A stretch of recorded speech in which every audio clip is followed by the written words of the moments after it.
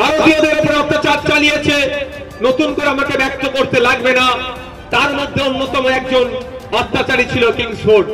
তাই কিংসফোর্ডকে হত্যা করার জন্য প্ল্যান করেছিল বেশ কয়েকজন, তার মধ্যে অন্যতম ছিল আমাদের ক্ষুদিরাম বোস। যথারীতি প্ল্যান অনুযায়ী অ্যাটাক হবে, যারা নিরীহ সহজ সরল ভারতীয়দের উপরে আক্রমণ করছে, অত্যাচার চলছে, তাদেরকে এই দেশে বেঁচে থাকার কোন অধিকার নাই। এই মানসিকতা, আর এই মানসিকতা যদি না থাকতো আমরা স্বাধীন ভারত পেতাম না, ব্রিটিশ মুক্ত ভারত পেতাম না। যারা আমাদের কৃষকদের উপর অত্যাচার চালিয়েছিল, যারা আমাদের নারী পুরুষ নির্বিশেষে আমাদের সকলকে শোষণ করেছিল ভারতীয়দের, তাদের বিরুদ্ধে সংগ্রাম লড়াই যারা জারি রেখেছিলেন, এই সংগ্রাম লড়াই জারি রাখার জন্য অনেককে আত্মত্যাগ করতে হয়েছে, অনেককে আত্মবলিদান দিতে হয়েছে। তাদের মধ্যে ইতিহাসের পাতায় স্বর্ণাক্ষরে যার নাম, যেগুলোর নাম লেখা আছে, সকলের নাম হয়তো ইতিহাসের পাতায় ঠাঁই না হলেও যার নাম লেখা, যাদের নাম লেখা আছে, তাদের মধ্যে অন্যতম একজন হলেন শহীদ ক্ষুদিরাম বোস, যিনি আপনার 1908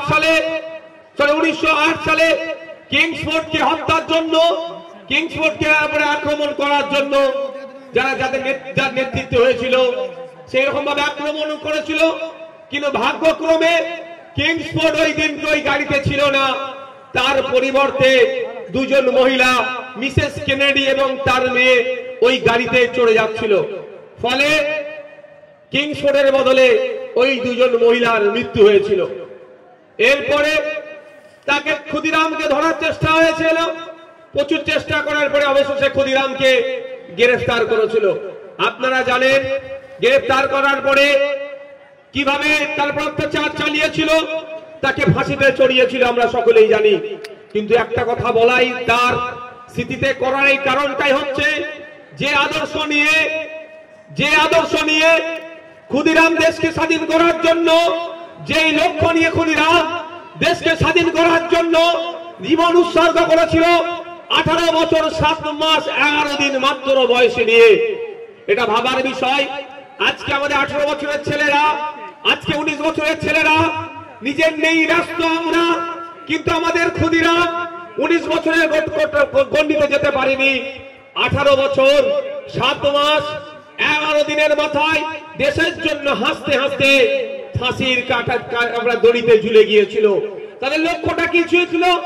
ব্রিটিশ মুক্ত ভারত, শোষণ মুক্ত ভারত, একটা সম্প্রীতির ভারত, ঐক্যের ভারত, সেকুলার ভারত তৈরি করতে হবে, যেই ভারতে নারীর অধিকার থাকবে, পুরুষের অধিকার থাকবে, কৃষকের অধিকার থাকবে, সরকারি কর্মচারীর অধিকার থাকবে, হিন্দুর অধিকার থাকবে, মুসলমানের অধিকার থাকবে, শিখের অধিকার থাকবে, পাঞ্জাবির অধিকার থাকবে, আদিবাসীর অধিকার থাকবে, দলিতের অধিকার থাকবে, এক কথায় নাগরিকের অধিকার থাকবে।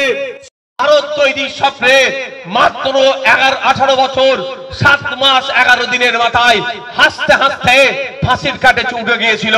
তাই বন্ধুগণ, সেই আদর্শ আমাদের মধ্যে আনতে হবে। আমাদের সমাজে ঘটে চলা অন্যায়ের বিরুদ্ধে আমাদেরকে রুখে দাঁড়াতে হবে। গণতান্ত্রিক প্রক্রিয়ায়, ডেমোক্রেসিক ওয়েতে আমাদেরকে সমস্ত রকম সমাজের ঘটে চলা অন্যায়ের বিরুদ্ধে লড়াই সংগ্রাম জারি রাখতে হবে। রাজি আছেন তো নাকি আপনারা? রাজি আছেন তো নাকি? সাংবিধানিক ওয়েতে যাবেন, গণতান্ত্রিক পদ্ধতিতে আপনি আপনার লড়াই লড়ে যাবেন, কেউ আপনাকে আটকাতে পারবে না। একদিকে বোমগুলি পিস্তল থাকবে, অন্যদিকে যদি আপনার হাতে সংবিধান থাকে, আপনাদের এখানে বলে যাচ্ছি সংবিধান দিনের শেষে জয়ী হবে, কোনো না কোনো বোমগুলি পিস্তল জয়ী হতে পারবে না। হয়তো সাময়িক সময়ের জন্য বোমগুলি পিস্তল দিয়ে আপনাকে আটকে রাখার চেষ্টা করবে, কিন্তু যদি আপনি সংবিধানটাকে আটকে ধরে আঁকড়ে রাখতে পারেন, দিনের শেষে আপনি জয় হবে, ওই সমাজ বিরোধীরা আপনার কাছে পেরে উঠতে পারবে না। তাই বন্ধুগণ, কোনটা হাতে ধরবেন? কোনটা হাতে ধরবেন? জোরে বলুন। এই সংবিধানের জন্য আমার শহীদ ক্ষুদিরাম বোস দেশের জন্য জীবন দিয়েছে। প্রীতিলতা ওয়াদ্দেদার, বাবা সাহেব আম্বেদকর থেকে শুরু করে স্বাধীনতা সংগ্রামীরা কেউ আত্মত্যাগ, কেউ আত্মবলিদান দিয়েছে। বেগম হযরত মহল, মাতঙ্গিনী হাজরা, ফুরফুরার বীর আবু বকর সিদ্দিক থেকে শুরু করে নেতাজি গান্ধীজি থেকে শুরু করে খান আব্দুল গফফার খান, বিরসা মুন্ডা, ভগৎ সিং, জাত বর্ণ দেখেনি তারা। দেশকে স্বাধীন করতে হবে, ব্রিটিশ অত্যাচারের হাত থেকে দেশকে মুক্তি দিতে হবে। তাই এখন সময়ের দাবি, আপনার মধ্যে থেকে প্রীতিলতাকে আমি খুঁজছি, আপনার মধ্যে থেকে মাতঙ্গিনী হাজরাকে খুঁজছি, আপনার মধ্যে থেকে সেই ভগৎ সিংকে খুঁজছি, আপনাদের মধ্যে থেকে সেই ক্ষুদিরামকে খুঁজছি, আপনাদের মধ্যে থেকে সেই বিরসা মুন্ডাকে খুঁজছি, যারা ব্রিটিশদের বিরুদ্ধে তৎকালীন সময়ে রুখে দাঁড়িয়েছিল। আর আজকের দিনে সংবিধানের অধিকারকে আঘাত দেওয়া হচ্ছে, সংবিধানের আর্টিকেলকে ভায়োলেট করা হচ্ছে। আমি আজকে এই দিনে দাঁড়িয়ে বলছি, পশ্চিম বাংলার বিশেষভাবে যারা সক্ষম, যারা লোকোমোটর সাংবিধানিক অধিকার, তারা আর্টিকেল 14, আর্টিকেল 16 তারা সঠিকভাবে বাস্তবায়ন হচ্ছে না, তার সাংবিধানিক অধিকারের উপর আঘাত দেওয়া হচ্ছে। শুধু তাই নয়, আরপিডব্লিউ অ্যাক্ট 2016 অনুযায়ী তাদের যে অধিকার পাওয়া দরকার, সেই অধিকার সঠিকভাবে তারা পাচ্ছে না। তাই আপনার আমার মধ্যে থেকে, আপনার আমার পূর্বপুরুষ বিনয় বাদল দীনেশ, মাস্টার দা সূর্য সেন, ফুরফুরার বীর আবু বকর সিদ্দিক রহমতুল্লাহ আলাইহি, বেগম হযরত মহল থেকে শুরু করে গান্ধীজি, নেতাজি, তারা কারামাত ছিল ভাই? আমাদের কারা ছিল তারা? আমাদের পূর্বপুরুষ তারা কি? গান্ধীজি, নেতাজি, ফুরফুরার বীর আবু বকর সিদ্দিক থেকে মাতঙ্গিনী হাজরা থেকে শুরু করে লাখো লাখো স্বাধীনতা সংগ্রামীরা কারা যে ছিলেন, তারা হোসেন আহমদ মাদানী রহমতুল্লাহ আলাইহি, এরা কারা ছিলেন? আপনার আমার পূর্বপুরুষ ছিলেন। তাই আপনার আমার পূর্বপুরুষ যখন লড়াই করে ব্রিটিশ মুক্ত করতে পেরেছে, তখন হাতে ইন্টারনেট ছিল না, প্রশাসনের তখন নিরপেক্ষ ছিল না, প্রশাসন তখন ব্রিটিশদের চাটুকারিতা করত, ব্রিটিশ প্রশাসন ছিল। তারপরও ব্রিটিশদের বিরুদ্ধে লড়াই করেছিল। একদিনের লড়াই সংগ্রাম নয়, প্রায় 190 বছর ধরে লড়াই সংগ্রাম করার পরে দেশকে স্বাধীন করেছে। সেই দেশ স্বাধীন হওয়ার পরে সংবিধান পেয়েছেন, অধিকার পেয়েছেন। আপনি নারী, আপনি মাথা তুলে বাঁচতে পেরেছেন। আপনি পুরুষ, আপনি আপনার অধিকার পেয়েছেন। আপনি সরকারি কর্মচারী, আপনি আপনার হকের দিয়ে পাবেন। আর কৃষক তার হক, তার উৎপাদিত ফসলের দাম পাবে। এইগুলোর জন্য সংবিধান তৈরি হয়েছে, বিচার ব্যবস্থা তৈরি হয়েছে, ভোটিং সিস্টেম তৈরি হয়েছে। আজকে দুর্ভাগ্য আমাদের, কি কেন্দ্র সরকার কি রাজ্য সরকার এই গণতন্ত্রকে মান্যতা দিতে চাইছে না।